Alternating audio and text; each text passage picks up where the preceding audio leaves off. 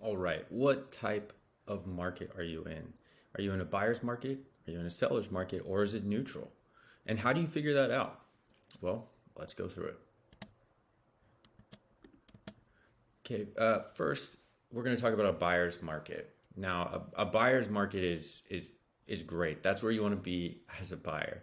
That means that inventory is high. There's lots of properties to choose from.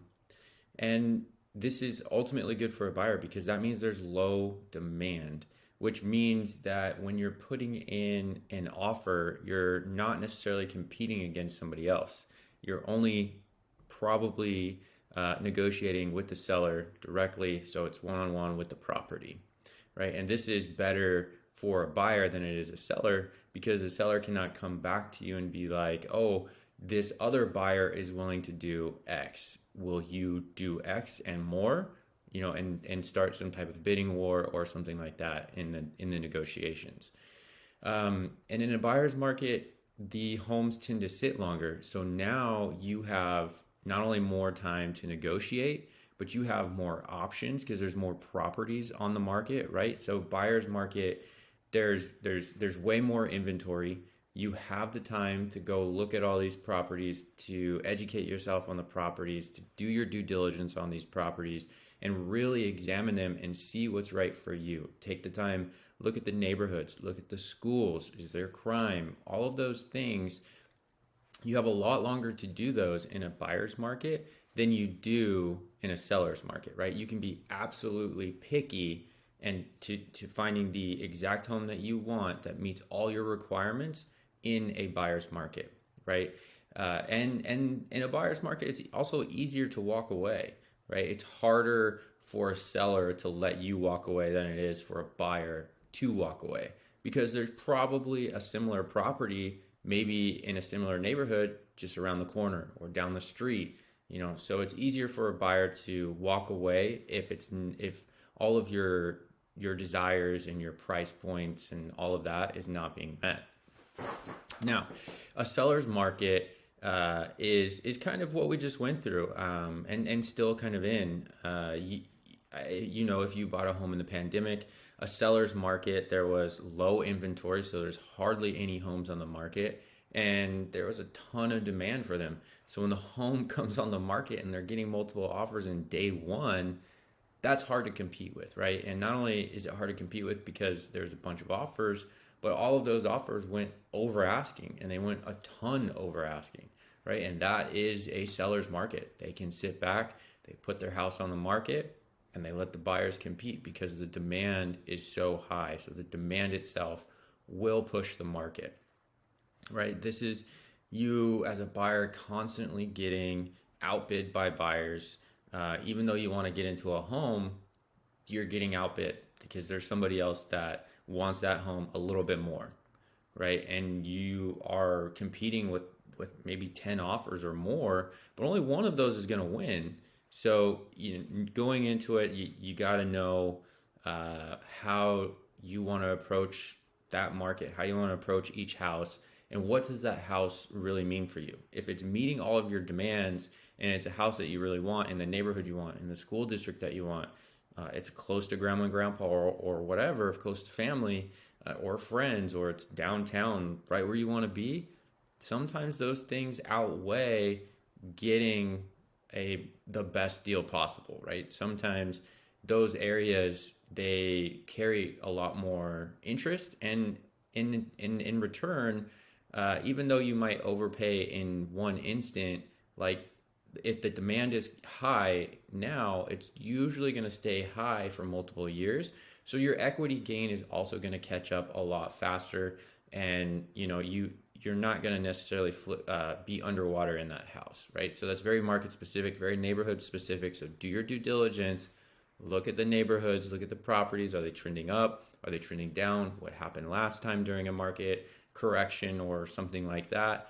Find those answers. Ask your agent, give me the data on this property in this neighborhood, because going 20,000 over asking might seem like you're overpaying, but in reality, you make that money back within 6 months.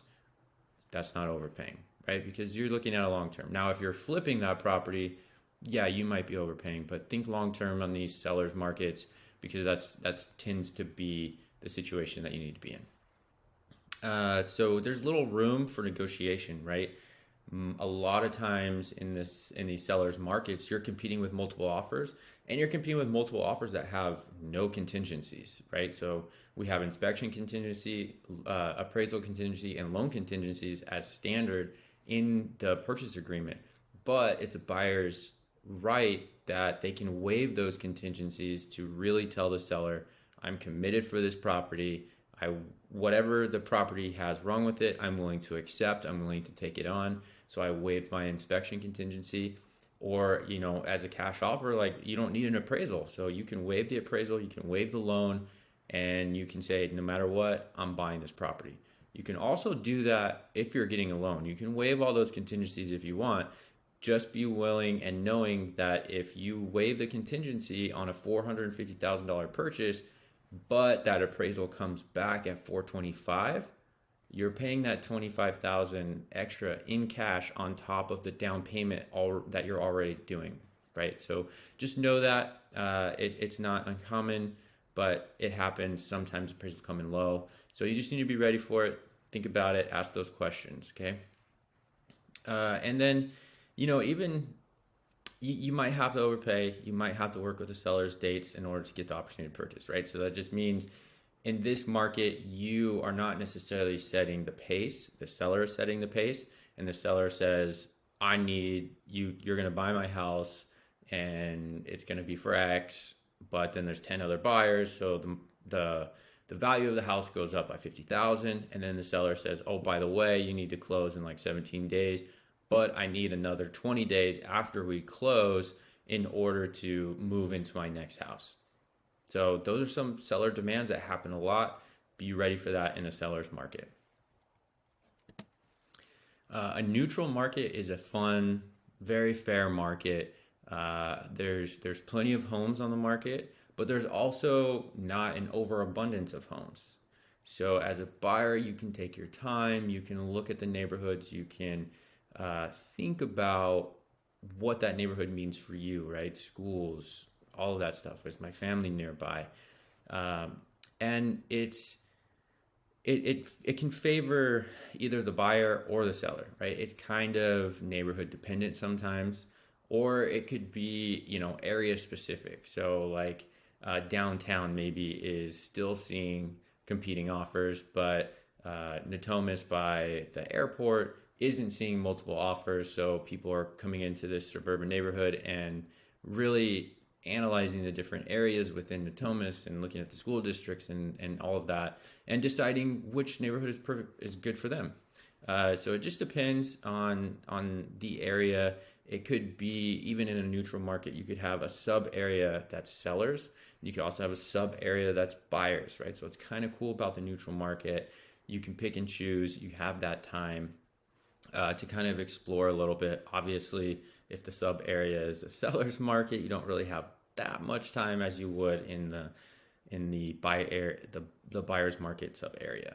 Okay, and in this market, you should think of it as like either side basically has the opportunity to compete. So a seller doesn't necessarily have to take your offer if it's not meeting their requirements in order to move, right? But you also don't have to meet the seller's requirements in order to make the move, right? It could be a standoff, and there needs to be maybe something else that comes into negotiations that really pushes one side to the other. And that doesn't necessarily mean it has to be cash. It could be time. It could be something else. Sellers are always looking for something different. You just never know. So ask those questions to the seller. Be interested in what they need or what they want, and see if you can make that work, right? And then obviously, just like there's sub areas, right, for buyers and sellers, neutrality can be very area specific. So it's all sub market based on a big market. So look at it, think about it, and try to figure out which market you're in, right? So how do we do that? What is the best way to determine the market that you're in? Okay, let me get this out of the way. How to figure out the market type, right? Are you in the buyers, the sellers, or the neutral market? And one of the best ways to do that is to look at days on market. Okay. Days on market is a way to help you determine the type of market you're in. Look at similar properties. You're going to compare different little sub areas within your big market. Okay.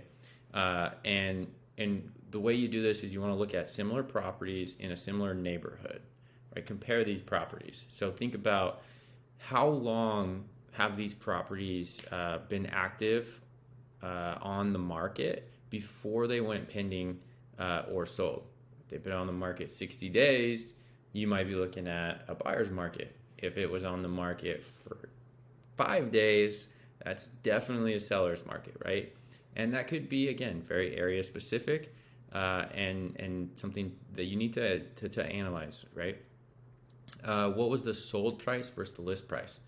So if someone listed a house at 450,000, but it's sold at 500, you're definitely looking at a seller's market in that one, right? That probably had multiple offers and it got drove up. Sometimes agents will underprice a house in order to get a bunch of offers and drive that price up. So there's different nuances there, and look out for those. You'll be able to pick them out, right? Because they sometimes you'll see a property that was listed at 500 and it sold for 750, right? That was clearly just somebody underpricing to really try to drive the price up as much as possible.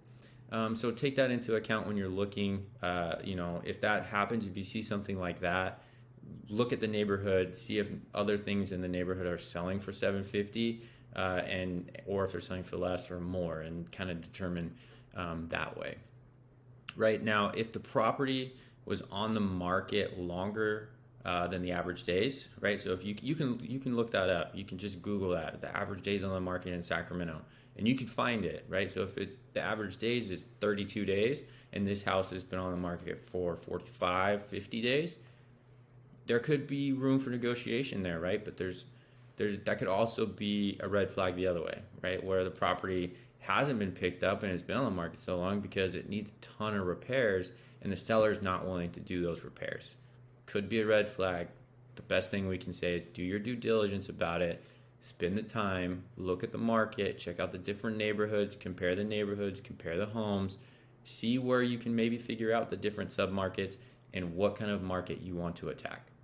So that's the type of markets. If you have any questions or anything, feel free to send us a message and we'll get specific on it and try to help you out.